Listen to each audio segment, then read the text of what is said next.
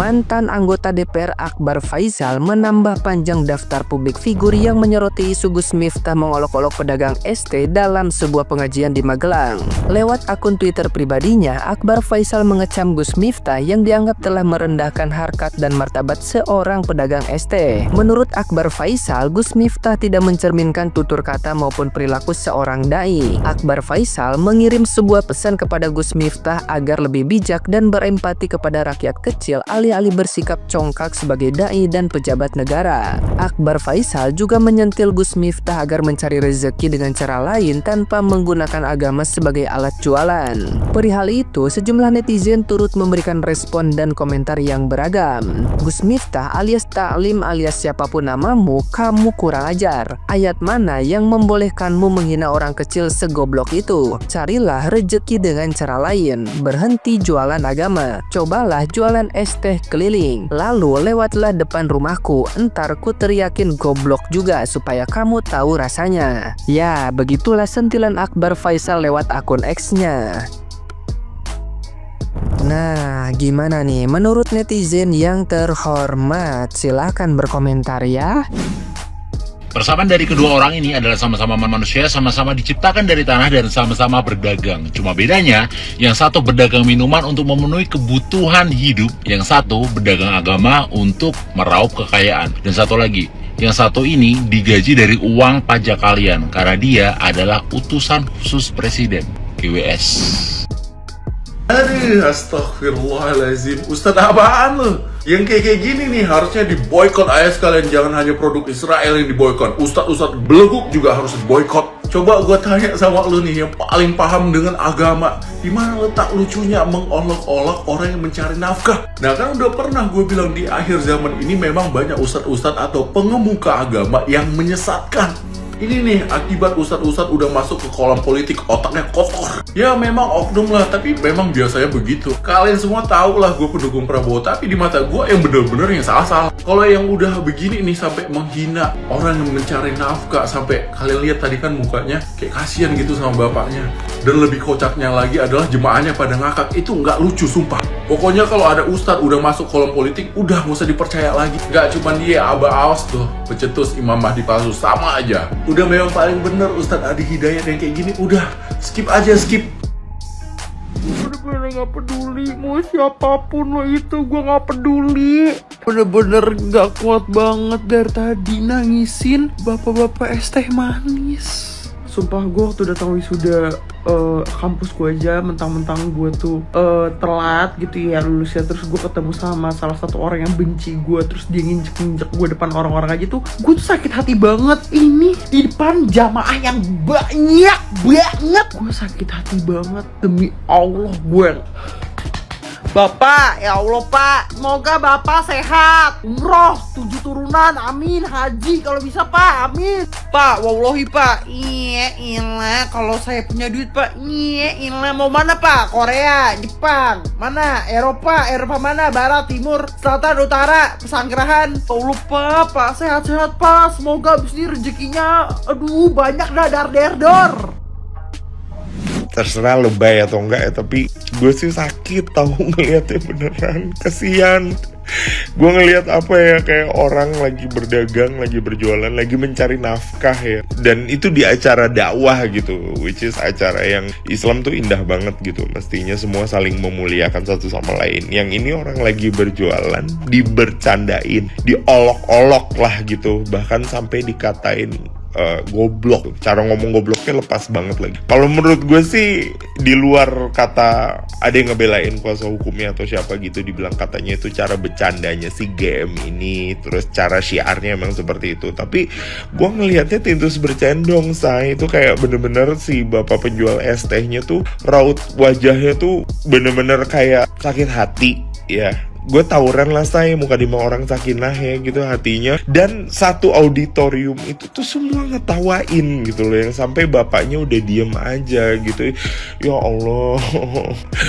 Aduh, please buat siapapun yang Mamang humbly meminta ya, kalian siapapun yang punya kontak langsung please jujur gitu ya. Kasih share kontaknya ke Mamang via aplikasi sebelah GI. Terus kemudian ayo kita doain si bapak itu lancar rezekinya, terus kemudian dimuliakan Allah Subhanahu wa taala, dibahagiakan, dan juga kita doain si pendakwah yang katanya bercanda itu. Tapi ya kalau katanya bercanda sih menurut gue bercandanya nggak kelas, karena gue pernah lihat ada pendakwah lainnya di mana ada penjual minuman juga dimuliakan, masya Allah, bener-bener kayak ayo saya beli langsung dagangannya, kasih ke orang yang ada di situ gitu, menyegarkan orang lain, membahagiakan orang lain. Aduh, dingin banget liatnya, adem banget gitu loh. Makanya please ayolah kita doain beliau ya, si pendakwah ini, supaya dibolak-balikan hatinya, dan juga kita benar-benar yuk jadi orang baik semua. Yuk kita saling ngedoain, terus saling nyebarin kebaikan, jangan nyakitin hati orang lah bro. Sumpah gue sakit banget. Mungkin kalau Gus Miftah nggak bilang kop ke bapak penjual es teh, mungkin bapak itu gak bakal viral dan gak bakal dapat donasi sebanyak ini ya. Gak apa-apa, semua hal itu ada tujuannya guys. Aku cuma heran nih sama orang yang tetap ngundang Gus tersebut kajian atau tausiah, padahal kayak kemarin udah viral dia giniin istrinya, gituin istrinya di depan umum, dan itu bilang bercanda. Dari situ pun kan kita sudah tahu ya kalau si Gus ini emang agak-agak ya, tapi tetap aja diundang. Kayak kalau abis masalah ini tetap ada yang ngundang Gus itu tausiah dan menghadiri sesuatu acara, berarti emang kaliannya yang agak-agak dan yang gak habis pikir lagi. Masih ada yang ngebelain kayak itu Gus kami. Ya biasalah ya, orang Indonesia tuh emang tergila-gila sama nasab. Jadi kayak kiai, Gus, habaib itu kayak dipuja-puja sampai kesalahannya tuh gak dilihat gitu loh. Pokoknya kalau keturunan kiai, keturunan habaib itu apapun yang mereka lakuin itu benar, meskipun salah sekalipun. Tapi sekarang Indonesia sudah mulai maju ya, jadi yang kayak gitu tuh gak banyak. Cuma ada ngono loh, gregetan sama orang-orang yang masih ngebelain Gusnya, padahal itu sudah boleh mentauladani kayak, tapi yang baik-baik. Kalau salah ya udah gitu, salah gitu loh, gak usah dibelain. Yang kayak gitu itu juga termasuk ayahku sendiri, karena ayahku itu kalau aku ceritain gini, itu loh opo meskipun kiai gitu, tak gituin kan, biasalah. Jadi aku tuh sering cerita kalau aku loh ketemu sama putranya kiai ini di sini di klub, terus dia tuh juga dugem gitu-gitulah kan, aku kan kayak, terus masih aja dibelain sama ayahku tuh kayak ya biasa, itu waktu masih muda. Loh aku kan juga masih muda ya, nanti pas tua dia juga berubah sendiri, alim sendiri gitu. Terus bedanya sama aku apa? Jadi kalau kiai itu boleh nakal pas muda, terus kalau anaknya tuh nggak boleh, harus alim dari kecil gitu. Sedangkan aku kan bukan anaknya siapa-siapa gitu. Jadi kalau aku nakal sekarang itu ayahku tuh kayak gitu. Tapi kan aku kan sering kayak, apa sih orang masih muda gitu, anaknya kiai juga kayak gitu kok gitu. Ini bukan fitnah ya guys, aku sendiri melihat dengan mata kepalaku, cuma aku nggak bisa ngasih tahu siapa. Ya begitulah Indonesia. Jadi di sebuah kajian ada Gus atau Ustadz yang mengolok-olok pedagang minuman ya. Kirain mau diborong, ternyata dikatain goblok di hadapan banyak orang. Lalu orang-orang di sekitar Gus atau Ustadz ini tuh malah ketawa. Di sini tuh sebenarnya gue bingung letak lucunya ada di mana. Dan kalau memang ada yang lucu, satu-satunya yang lucu adalah kenapa Gus atau Ustadz bisa bertingkah seperti itu. Lalu di kajian itu si Gus atau Ustadz ini membuat perumpamaan dari dua orang yang berbeda, penjual es dan penjual bakso, dan mereka sama-sama berdoa pada Tuhan di waktu yang sama.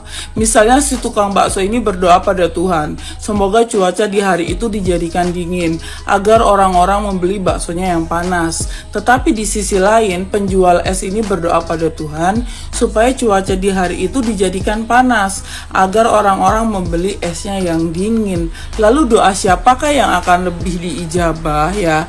Jika pada hari itu cuaca ternyata dijadikan panas, apakah berarti doa dari si penjual es ini yang diijabah dan doa penjual bakso tidak? Ternyata tidak begitu. Doa penjual bakso pun diijabah juga, tapi dalam bentuk yang lain. Misalnya dia masih sehat walafiat, atau mendengar kabar istrinya itu baru saja hamil, atau rezeki yang lainnya ya. Tapi Gus harus mendengar perumpamaan dari gua.